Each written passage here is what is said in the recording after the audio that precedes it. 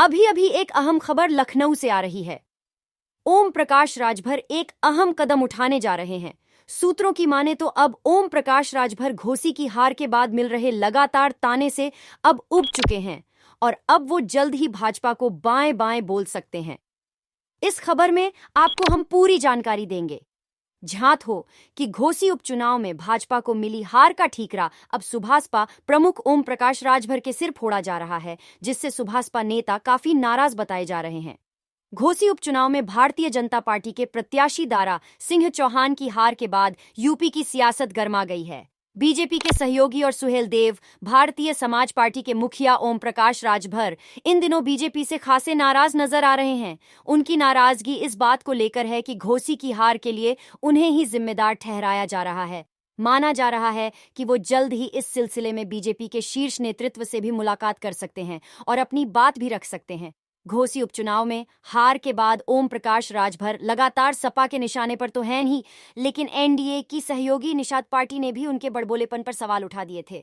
Nishad party के अध्यक्ष संजय निषाद ने हार के बाद राजभर को कम बोलने की सलाह दे डाली। उन्होंने राजभर को नसीहत देते हुए कहा कि मैं राजभर से कहता हूं कि कम बोला करें। निषाद समाज ने तो बीजेपी को वोट दिया है, हमें अपने संबंध ठीक रखने चाहिए। वहीं समाजवादी पार्टी भी मंत्री बनाए जाने को लेकर उन पर तंज कस रही है। सोशल मीडिया पर ओम प्रकाश राजभर के मंत्री बनाए जाने के सवाल पर लोगों की प्रतिक्रिया भी आ रही है। लोगों का कहना है कि अगर ओम प्रकाश राजभर अगर मंत्री बन जाएंगे तो उनकी बात एक पुलिस वाला भी नहीं सुनेगा।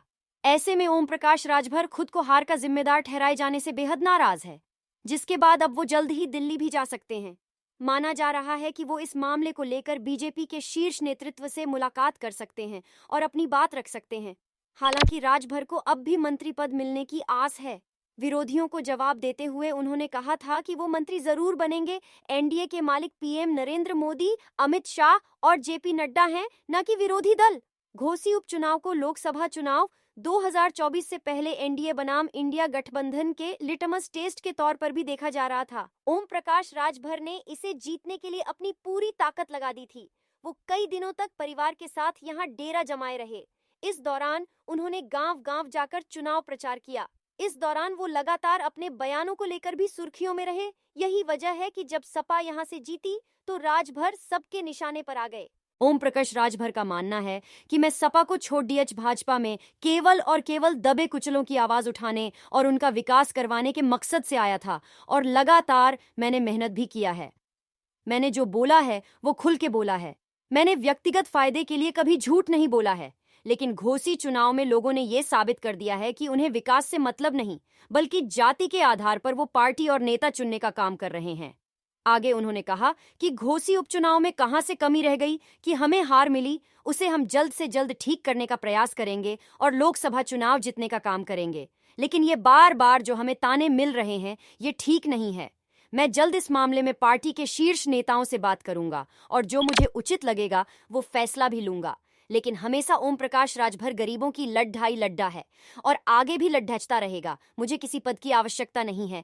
अब ऐसे में लोग ये अनुमान लगा रहे हैं कि ओम प्रकाश राजभर बहुत जल्द भाजपा को छोड़ डाचा सकते हैं।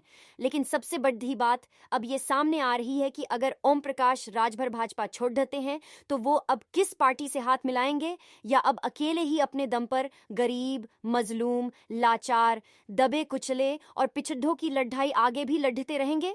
वैसे आपके हिसाब से ओम प्रकाश राजभर का अगला कदम क्या हो सकता है, वो कमेंट करके हमें ज़रूर बताएं। वीडियो पसंद आई हो तो लाइक ज़रूर करिएगा और अपने दोस्तों को शेयर भी करिएगा। और ऐसी ही अपडेट पाने के लिए चैनल को सब्सक्राइब और पेज को फॉलो कर लीजिएगा। बहुत बहुत धन्यवाद।